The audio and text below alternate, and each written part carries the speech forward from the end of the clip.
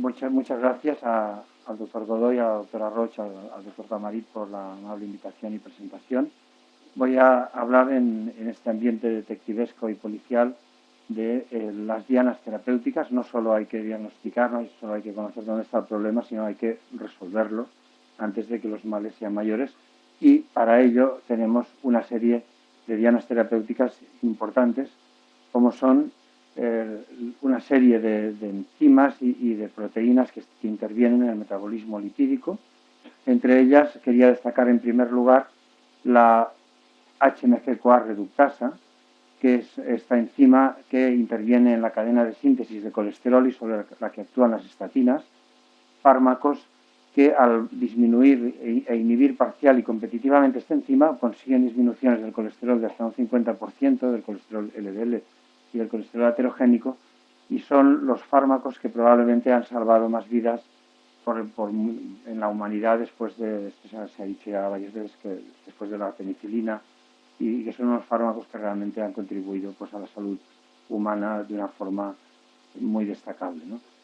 La cuestión es que con las estatinas inhibimos la síntesis de colesterol. Esto desencadena una regulación al alza de la expresión de los receptores LDL en la membrana de las células para que les entre más colesterol desde el plasma, es decir, aceleran el catabolismo del colesterol plasmático, que hace que se introduzcan las células con más rapidez y por esto disminuye el colesterol.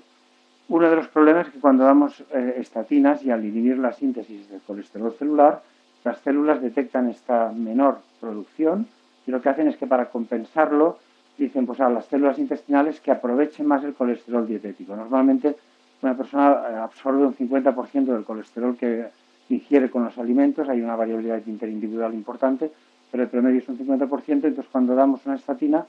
se activa esta absorción de colesterol intestinal y esto hace que las estatinas no sean todo lo eficaces que podrían ser. Y por ello tenemos una segunda diana terapéutica que es la proteína de Niemann-Pick C1L1, que es una proteína que está en el borde de las células intestinales y que introduce el colesterol desde la luz intestinal hacia la célula para que pueda ser aprovechado por el organismo. Entonces tenemos un fármaco que ya hace unos 15 años que se comercializó, que es la ezetimiba, que inhibe esta proteína que introduce el colesterol desde la luz intestinal al organismo y que potencia el efecto de las estatinas de una forma importante, añade un descenso del colesterol LDL de aproximadamente un 20-25% cuando lo sumamos a un tratamiento con estatinas, es decir, que si nos hemos dado una estatina y no hemos llegado al objetivo terapéutico, sabemos que si combinamos esta estatina con ezetimiba, vamos a sumar un 20% adicional de descenso y esto quiere decir que más o menos bajaremos el colesterol desde el basal al dar esta combinación estatina-ezetimiba un 60 o un 65%. Pero a pesar de que tenemos estatinas muy potentes en el mercado, muy eficaces, y ezetimiba, la mayoría de los pacientes de alto y muy alto riesgo cardiovascular hoy en día no se controlan adecuadamente. Y es cierto que en gran parte es por la inercia terapéutica, los profesionales sanitarios no aplican el tratamiento suficientemente intenso que hay que aplicar. Los pacientes también muchas veces no siguen el tratamiento, la adherencia es muy baja. Realmente si analizamos cuántos pacientes siguen el tratamiento con estatinas al cabo de un año, la mitad no se lo toman o lo toman a dosis más bajas de las que se les ha prescrito. Pero también no llegamos al objetivo porque incluso con estos dos fármacos tan eficaces, en un porcentaje muy alto de estos pacientes de alto y muy alto riesgo no llegamos a estos LDLs de 70 o de 55, y esto en distintas series se puede decir que son hasta un 30%, un 40% de los pacientes, por muy bien que hagamos las cosas con estatina y ezetimiba, no vamos a conseguir llegar al objetivo. Entonces, otra diana terapéutica muy importante que se describió en el año 2003, es decir, hace ya unos 18 años, es la proteína PCSK9, que es una proteína que de forma natural lo que hace es destruye o interviene en la degradación de los receptores de las LDL y es una proteína que cuando las células tienen suficiente colesterol, la manera de decir que no me entre más colesterol es activar esta proteína para que se le destruyan los receptores del LDL y de esta forma el colesterol no puede entrar en la célula. En el 2003 se descubrió esta proteína nueva y en pocos años se vio la manera de bloquearlas. Se hicieron estudios genéticos muy amplios también de poblaciones para ver cómo influía en el colesterol de la población. Y una de las cosas que se vio es que, por ejemplo, habían unos individuos muy raros dentro de toda la población humana que no tenían proteína PCSK9, eran homocigotos para alelo nulo de la proteína PCSK9, es decir, su proteína PCSK9 era ausente en su organismo, tenían LDLs, colesterol de más o menos 20 miligramos de cilitro o inferiores, y estas personas pues, tenían una longevidad, una supervivencia muy prolongada y no tenían problemas ni hormonales ni de ningún otro tipo, es decir, a pesar de tener un colesterol muy bajo. Y después lo que se vio también es que cuando bloqueábamos esta proteína con diferentes sistemas, pues que el colesterol LDL y el colesterol aterogénico disminuía pues más de un 50%, incluso un 60-65%, añadiendo una potencia, digamos, enorme al tratamiento disponible hasta entonces con estatinas y ezetimiba. Y a partir de ahí, esta proteína PCSK9 sí que ha sido una diana terapéutica sobre la que han centrado su atención todas muchas industrias farmacéuticas y se está trabajando mucho sobre ello. Pues bien, si volvemos un poco a la HMG-CoA reductasa, sabemos cómo bloquearla con estatinas, sobre todo recordar que con estatinas para pacientes de muy alto riesgo deberíamos utilizar solo las estatinas de alta potencia, de alta intensidad, como son la torba y la roso a dosis medias o máximas, y dejarlas de moderada o baja intensidad para pacientes que no sean de alto o muy alto riesgo cardiovascular. Las estatinas son fármacos seguros, eficaces. El problema que tienen es que tienen bastantes efectos secundarios, que esto se ha ido viendo con la práctica habitual, y en algunas series pues hasta un 20 o más por ciento de pacientes tratados con estatinas a dosis altas tienen los síntomas musculares, que es la causa más frecuente de abandono del tratamiento y que supone un problema a la hora de conseguir estos objetivos terapéuticos. De todos modos, hay que decir que son fármacos con un riesgo de efectos secundarios graves muy bajo, pero sí con estos efectos musculares incómodos que hacen que el paciente con frecuencia deje el tratamiento. Y la ezetimiba, que bloquea esta proteína de Niemann-Pick C1L1, es un fármaco que es muy interesante porque tiene un mecanismo de acción muy limpio, prácticamente actúa solo sobre esta proteína que entra al colesterol desde la luz intestinal al citoplasma de esta célula intestinal, y al añadirlo a estatinas prácticamente los efectos secundarios son los mismos que con estatinas en monoterapia. Es un fármaco seguro que también se puede dar en pacientes con insuficiencia renal incluso grave, y es un fármaco que debería utilizarse mucho más de lo que se está utilizando, porque realmente en estos pacientes que están con estatinas en monoterapia, muchos médicos no añaden la ezetimiba cuando se tendría que añadir, en parte también por barreras administrativas, porque los primeros ensayos fueron con un diseño bastante discutible, etcétera, etcétera, pero hoy en día yo creo que la ezetimiba es un gran fármaco, que es un fármaco que añade mucha potencia a las estatinas y que, como he dicho, se debería utilizar con mayor frecuencia en estos pacientes de muy alto riesgo vascular. Y en cuanto a la proteína PCSK9, que realmente es una diana terapéutica de gran protagonismo, la podemos poner ya en la primera escena después de la estatina y la ezetimiba, esta proteína, como antes he comentado, lo que hace es se fija al receptor de las LDL, y cuando el receptor de la LDL capta la lipoproteína de baja densidad para introducirla en la célula, como se ve en este dibujo, no deja que el receptor de LDL vuelva a salir a la superficie celular una vez ha introducido el colesterol en la célula. Este mecanismo de reciclaje, de entrada y salida del receptor a la membrana, en situación normal se produce hasta unas 150 veces. O sea que hay un reciclaje muy importante de esta proteína del receptor del LDL en la fisiología normal humana. Lo que ocurre es que en cuanto la célula percibe que está entrando demasiado colesterol, activa el PCSK9 y los receptores son destruidos. En las poblaciones, estudios poblacionales, las personas que tienen variantes genéticas con poca actividad PCSK9 tienen colesteroles LDL más bajos y tienen menor mortalidad cardiovascular de una forma muy marcada, igual que se ha observado pues, con las personas que tienen menor actividad HMG-CoA reductasa o menor actividad o mayor actividad de los receptores. Bien, entonces a raíz de esta importancia metabólica y fisiológica de la proteína PCSK9, la industria farmacéutica ha desarrollado unos programas de investigación muy activos sobre cómo bloquear esta proteína. Y la primera forma que han conseguido bloquearla es mediante los anticuerpos monoclonales totalmente humanos, como el que son evolocumab y alirocumab, que bloquean cuando se administra por vía subcutánea una inyección de estos anticuerpos, la proteína PCSK9 desaparece del plasma, queda anulada y conseguimos un descenso del colesterol LDL de unos 50-60% que durará entre 2 y 4 semanas, muy acusado, muy significativo durante 2 o 4 semanas, dependiendo de la dosis. Pero estos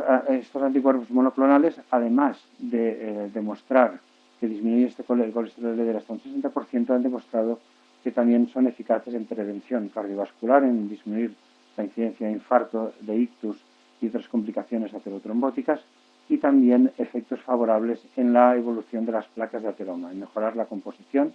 y el tamaño de las placas de ateroma. Pero bien, a pesar de que son fármacos de una altísima eficacia y que consiguen disminuir hasta un 60%, también tenemos un problema con los anticuerpos monoclonales, es que hay una cierta falta de adherencia al tratamiento. Aparte de las barreras administrativas y que tienen un cierto coste, también hay una cierta falta de adherencia al tratamiento. En algunas series, hasta un 30% de los pacientes dejan el tratamiento con estos anticuerpos al cabo de un año o de unos meses. Y por esto también se están desarrollando otros fármacos como son inhibidores, no bloqueadores de la proteína, sino inhibidores de la síntesis, como es el inclisiran, que es un pequeño ARN de interferencia que bloquea la síntesis de PCSK9 en las células. Y después hay otra serie de programas de investigación, por ejemplo, vacunas, en las cuales se inyectan unos péptidos similares a la proteína PCSK9 y que inducen la producción de anticuerpos contra la proteína. Están en fases todavía tempranas de investigación, o pequeños péptidos que se podrían dar incluso de absorción oral. Estos también están en fases muy tempranas, que bloquearían los ribosomas, la producción de la proteína PCSK9 en los aparatos de síntesis proteica celular, pero quizá como fármaco que todavía está en fases menos evolucionadas, pero que es muy interesante, son lo que se llaman adnectinas, que son pequeñas moléculas que bloquean la unión de la proteína PCSK9 al receptor del LDL. Es decir, no bloquean la proteína, sino que le impiden que esta proteína haga su trabajo fijándose al receptor de LDL. Bien, los anticuerpos monoclonales hay que decir que son los terceros fármacos en la línea de tratamiento de la hipercolesterolemia y tratamiento de las dislipidemias y prevención cardiovascular, y tenemos sobre ellos evidencias de que además su gran potencia hipolipemiante son fármacos que evitan complicaciones isquémicas de una forma significativa. Estos son los datos del estudio Odyssey Outcomes con alirocumab en pacientes con síndrome coronario agudo reciente. Eran más de 18.000 pacientes en los cuales al cabo de 2 años y medio, un poco más de tiempo, se disminuyó la incidencia de la variable principal de enfermedad aterotrombótica un 15%, y en este estudio lo que se vio es que cuanto más bajábamos el colesterol LDL, incluso por cifras debajo de 20 miligramos de cilitro, más se reducía el riesgo cardiovascular. Lo mismo se observó en el estudio Fourier con evolocumab, y es decir, yo creo que estos estudios lo que han hecho es añadir más evidencia de que no hay un límite de bajada de colesterol a partir del cual no se obtenga beneficio preventivo cardiovascular, y de ello la frase de el colesterol LDL cuanto más bajo mejor en estos pacientes de muy alto riesgo. Cuando un paciente ha tenido un segundo infarto después de haberle disminuido el colesterol, aún tenemos que ser más enérgicos, aún tenemos que bajar más este colesterol para conseguir mayor prevención. Evidentemente, aparte de buscar otros culpables, otros factores aterogénicos que puedan haber tenido que ver en esta recurrencia isquémica. Bien, pues este es el mapa actual de tratamiento de la hipercolesterolemia. Las estatinas con las que disminuiríamos el colesterol alrededor de un 50%, la acetinib y las resinas también en menor medida por su menor tolerancia añadirían este 15-25% de descenso, y en los pacientes en los que no se consigue el objetivo terapéutico con estos fármacos, pues el tercer paso sería ir a inhibir la proteína PCSK9, con lo que añadiríamos un 45 a 65% de descenso adicional y un descenso de casi el 80-85% en conjunto sobre el colesterol basal, con lo cual tendríamos que conseguir los objetivos terapéuticos en la gran mayoría de pacientes, en un 90%, 80-90% de pacientes. Bien, entonces la cuestión es que a pesar de estos fármacos todavía tenemos problemas para conseguir los objetivos en un porcentaje significativo de casos. Y entonces, por ejemplo, tenemos muchos pacientes que con las estatinas y ezetimiba se nos queda en esta ventana terapéutica de colesterol LDL entre 55 y 100 y que con la administración no financia el tratamiento con anticuerpos monoclonales anti-PCSK9. En estos pacientes, evidentemente, una de las soluciones sería que el coste disminuyera y que pudiéramos utilizarlos con valores más bajos de colesterol LDL y hacer lo que nos están diciendo las guías, pero que actualmente no se puede. Pero en breve plazo, en unos pocos meses, tendremos en el nuevo escenario terapéutico esta nueva molécula, que es el ácido benpedoico, que es una molécula que inhibe también la síntesis de colesterol, como lo hacen las estatinas, pero lo hace en un paso previo, en un paso anterior, que es la enzima ATP citratoliasa. El ácido benpedoico disminuye el colesterol LDL en menor medida que las estatinas, pero tiene una ventaja sobre ellas, que es que no es un fármaco en sí mismo, sino que es un profármaco. Su activación, o sea, requiere activarse para poder ejercer este efecto inhibidor de la síntesis, y la activación se hace con una enzima que es la acetilcoenzima sintetasa de cadena muy larga, que es una enzima que solo está en el hígado. Esto quiere decir que el ácido benpedoico solo es activo en el interior de las células hepáticas y en cambio no es activo en las células musculares, por lo que no puede producir en teoría efectos secundarios a este nivel y tiene que carecer de efectos musculares. Esta sería una de las grandes ventajas de este fármaco. El ácido benpedoico disminuye el colesterol LDL en los pacientes tratados con estatinas a las dosis máximas toleradas alrededor de un 16-18%, y en los pacientes que no toleran las estatinas, es decir, que no han sido tratados con estatinas o lo han sido con dosis muy bajas, baja el colesterol LDL un 23%. Es decir, hay un mayor efecto de este fármaco sobre el colesterol LDL en los pacientes que no han recibido tratamiento con estatinas, y esto se puede explicar porque los dos fármacos actúan en la misma cadena metabólica y que, por tanto, cuando sumamos efectos sobre el mismo lugar, pues el efecto es menor. Y es interesante destacar que cuando se asocia el benpedoico a ezetimiba, conseguimos un descenso sumatorio que puede llegar en pacientes incluso tratados con dosis máximas toleradas de estatinas a ser de un 36%. Es decir, ya nos acercamos a un 40% de descenso cuando asociamos ácido benpedoico y ezetimiba, lo cual puede ser un recurso interesante para estos pacientes que no podemos tratar con estatinas porque no las toleran o están contraindicadas. Y en cuanto a los efectos secundarios, se ha confirmado que este fármaco en estos ensayos de fase 3 con varios miles de pacientes no produce efectos musculares, tampoco es un fármaco que tenga efecto diabetogénico, no tiene efecto sobre este problema que tenemos con las estatinas a dosis altas, sobre todo. Y sí que hay un efecto que hay que destacar, que es que en los pacientes que tienen hiperuricemia previa o historia de gota, aumenta de forma significativa la incidencia de gota. Por ejemplo, vemos aquí en los pacientes tratados con ácido benpedoico había una incidencia de gota de 1,4% y en los que eran tratados con placebo del 0,4%. Este efecto parece ser que se limita a los pacientes con antecedentes, como he dicho, de hiperuricemia o de gota. Y este fármaco ha sido ya aprobado por la Agencia Europea del Medicamento y por la FDA para aquellos pacientes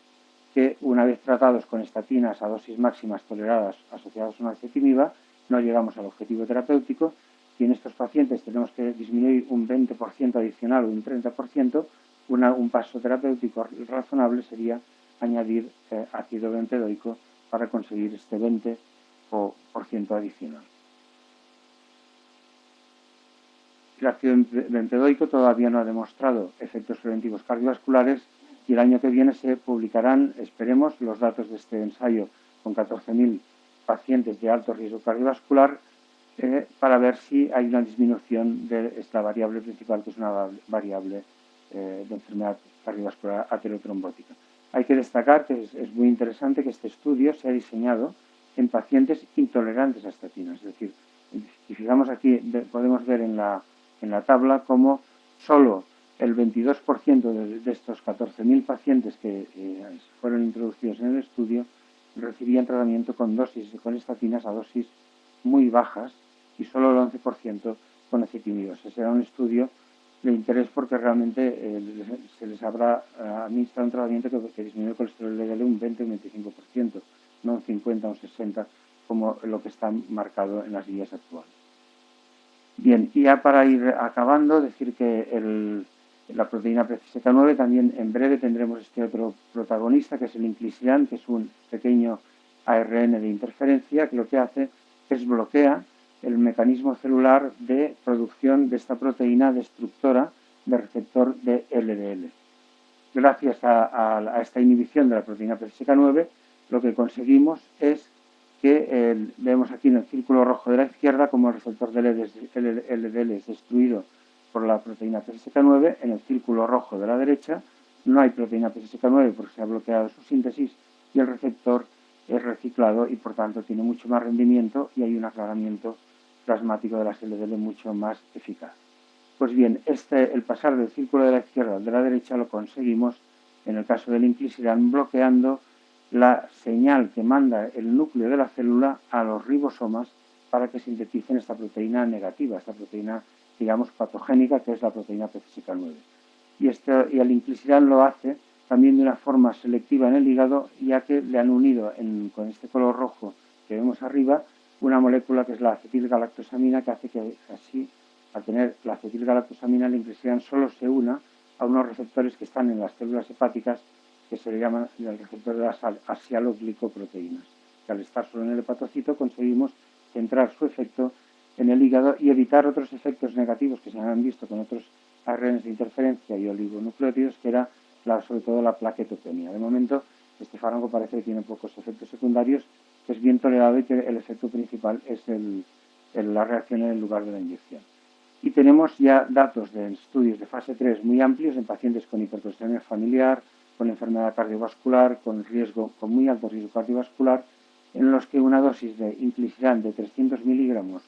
2 veces al año, es decir, cada 6 meses, consiguen descensos del colesterol LDL de alrededor de un 50%.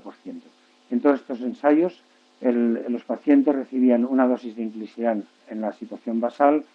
la segunda dosis a los 3 meses y después ya una dosis cada 6 meses, es decir, dos dosis al año. Y lo que se observaba era lo que he comentado, un descenso del 50%, una uniformidad de respuesta en los distintos grupos de pacientes diabéticos, no diabéticos, con hipercolesterolemia familiar, etcétera, y un perfil de seguridad muy, muy alto, ya que el efecto secundario prácticamente únicamente significativo era esta reacción en el lugar de la inyección. Igual que con el ácido bempedoico, estamos esperando los resultados de prevención cardiovascular, que son los que realmente la prueba del algodón, es demostrar que no solo bajamos el colesterol, sino que evitamos la enfermedad. Y en este caso, el Orion 4 con 15.000 pacientes isquémicos que han sido incluidos en este estudio, pues podremos tener la respuesta, si el inclisiran a las dosis que he comentado, añadido al tratamiento de máxima intensidad con estatinas, añade beneficio preventivo. El problema es que los datos del estudio Orion 4 no estarán hasta el diciembre del 2024, o sea que todavía nos queda esperar un poquito para conseguir saber. También decir que el inclisiran ha sido aprobado por la EMA, no todavía por la FDA, y en Inglaterra, en Gran Bretaña, se han autorizado ya 300.000 tratamientos con este fármaco para los siguientes 3 años, con lo cual el gobierno británico ha dado ha hecho una apuesta muy importante por este fármaco al autorizar este gasto sanitario tan importante, con lo que pretenden ahorrar 50.000 casos de enfermedad cardiovascular en los siguientes 10 años. Bien, y ya para terminar, la lipoproteína A, que sería también una diana terapéutica muy importante. La lipoproteína A ha sido una lipoproteína abandonada, olvidada injustamente, porque realmente es una proteína que tiene un gran protagonismo en la enfermedad cardiovascular. Hay que decir que la hiperlipoproteinemia es una enfermedad también monogénica, más frecuente incluso que la hipercolesterolemia familiar. Aproximadamente 1%, es decir, una persona de cada 100 de la población tiene la lipoproteína 6 veces más alta de lo normal. y un riesgo cardiovascular igual al de la hipercolesterolemia familiar. O sea que es una enfermedad que es doblemente o más de 2 veces más frecuente que la hipercolesterolemia familiar, y un 30-40% de la población tiene concentraciones de LPA altas. Esta lipoproteína es aterogénica, es trombogénica, es proinflamatoria, aumenta el riesgo de enfermedad cardiovascular y también aumenta el riesgo de estenosis valvular aórtica, que hoy en día supone un porcentaje muy alto de las intervenciones a corazón abierto, como nos pueden decir nuestros compañeros cardiólogos que están aquí presentes, ¿no? Y la LPA, uno de los problemas por los que no se le ha hecho demasiado caso, que ha sido injustamente abandonada, es primero porque en los laboratorios en muchos no se medía. Las técnicas de laboratorio eran poco precisas. Y después incluso porque tenía un mayor coste, muchas veces no estaba autorizado el medirla. Ahora ya se está empezando a autorizar, la mayoría de los laboratorios la miden y hay técnicas estandarizadas con un grado de precisión adecuado. El otro problema era que no teníamos ningún fármaco. Los anticuerpos monoclonales contra la proteína PCSK9 bajan la LPA un 25% más o menos, y claro, en estos pacientes que tienen LPAs de 3, 4, 5, 6 veces el valor máximo normal, bajarla un 30% pues realmente es poco eficaz. Y ahora se está en fase ya también avanzada de desarrollo este fármaco, que es un oligonucleótido antisentido, que bloquea la síntesis de la ApoA en las células, que es la que al final determina la producción de LPA, y que disminuye las concentraciones de LPA hasta un 80%. Una administración de este fármaco se llama Pelacarsen, una dosis de 20 miligramos a la semana o 60 miligramos cada mes, disminuye un 70 o un 80% las concentraciones de LPA. Ahora ya se está estudiando, en un estudio que se llama Horizon, el efecto preventivo cardiovascular de añadir a un tratamiento con estatinas a dosis máximas este fármaco para disminuir la LPA en pacientes que tienen la LPA de 2,5 veces el valor máximo normal del laboratorio. Yo creo que este estudio se está comenzando ahora a reclutar pacientes y por tanto tardaremos unos 3 o 4 años en tenerlo, pero que es realmente un escenario también muy importante, muy interesante para prevenir estos pacientes que tienen este riesgo residual y que muchas veces no sabíamos a qué correspondía. Bien, hay muchos más fármacos que van a aparecer en escena en los próximos años, nuevos fibratos como el pemafibrato, que es muy eficaz para disminuir los triglicéridos, más que el fenofibrato, disminuir los triglicéridos hasta un 40%, y realmente son fármacos que actúan ya más allá del receptor del LDL. También fármacos que inhiben otras proteínas, como sería la fetoietina L3, que en pacientes con hipercolesterolemia familiar homocigota, es decir, prácticamente sin actividad de receptores del LDL o muy poca actividad, disminuyen el colesterol del LDL un 40%, porque son fármacos que no actúan tampoco sobre el receptor del LDL, o el volanesorsen, que es un activador de la lipólisis porque bloquea un inhibidor que es la ApoC3 y que baja los triglicéridos un 80%, y es un fármaco que se utilizará fundamentalmente para las kilomicronemias. Bien, yo creo que hay muchos más fármacos en escena que van a ir saliendo. La terapéutica hipolipemiante está en un terreno extremadamente activo, es en un terreno muy prometedor. Yo creo que todos los que os dedicáis a la prevención cardiovascular, creo que tenéis que centrar la atención en el metabolismo lipídico, porque realmente en pocos años vamos a poder controlar la inmensa mayoría de pacientes de una forma con una eficacia altísima. Muchas gracias.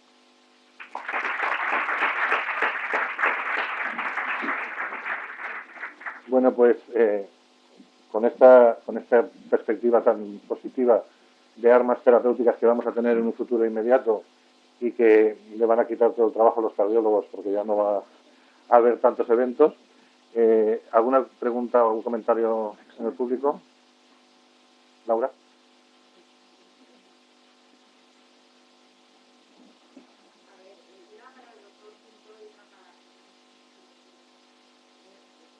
¿Sí? No. Sí, ahora sí. Vale.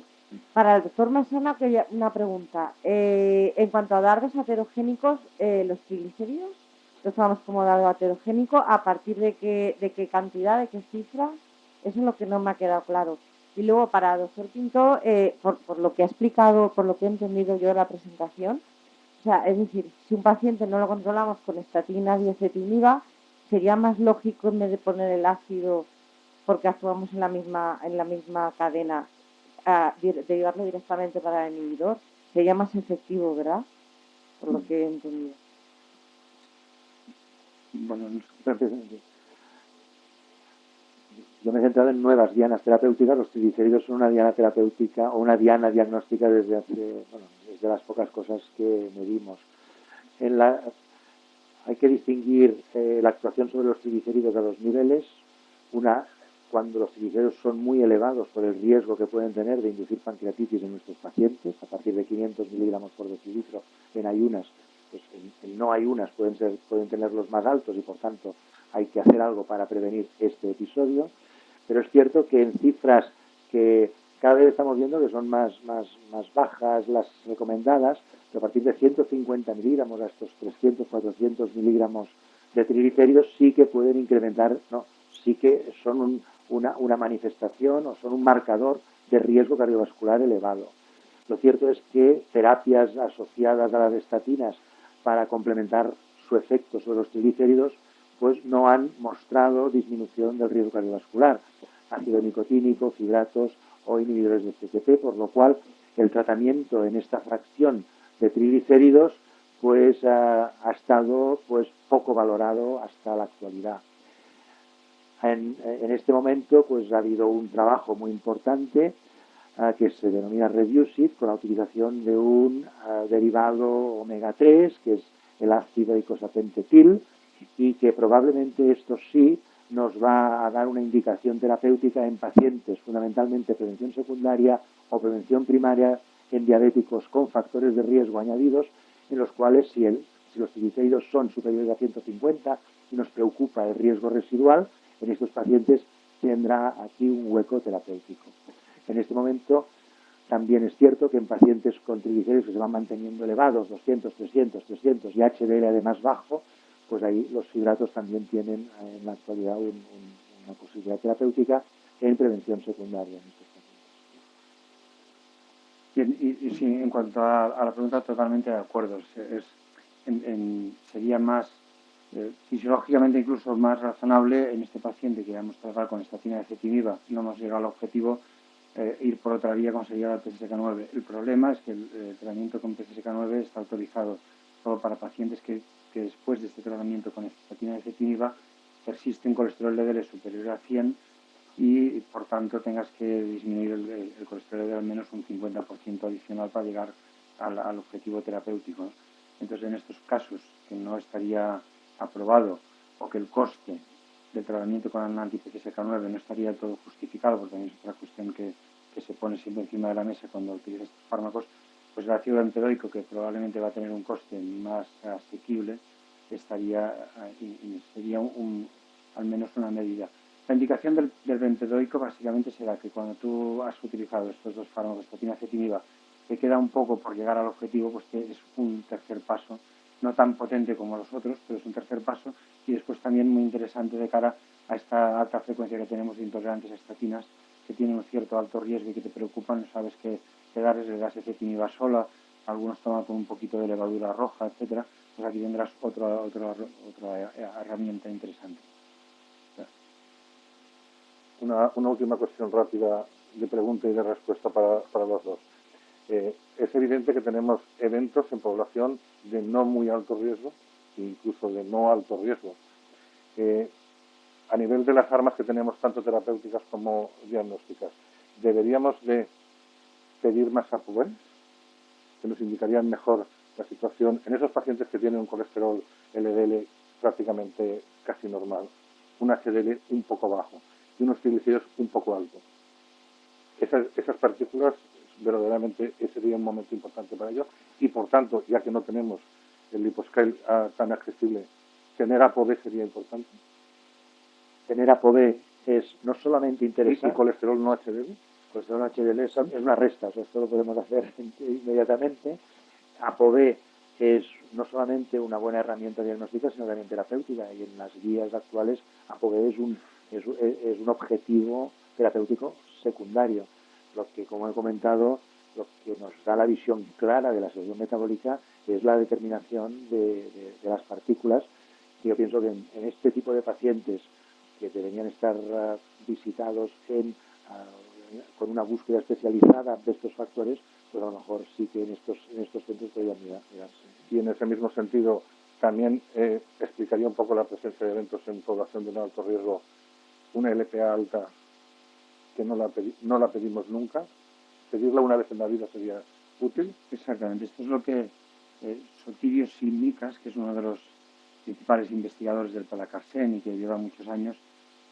incluso abogado por clínicas de hiper-LPA, es que en un artículo reciente se dice, y en la mayoría de las guías, en las últimas guías europeas de prevención cardiovascular, se recomienda que al menos una vez en la vida miremos la LPA a todos los individuos, porque nos vamos a encontrar con muchos casos de hiper-LPA, que lo que nos van a hacer es pasar a estos pacientes, a estos individuos de riesgo bajo o intermedio a un escalón superior al tener la LPA alta, y no quiere decir que les tengamos que tratar con Pelacarsen, pero sí ser más enérgicos en el control de su riesgo vascular. A lo mejor nos justificaría, por ejemplo, utilizar una estatina en este paciente con un colesterol no muy elevado y un riesgo teóricamente bajo intermedio. A tener la LPA alta nos acabaría de motivar para que utilizáramos la estatina. Pues no, si no hay más preguntas en el auditorio, hacemos un pequeño descanso de 10 minutos.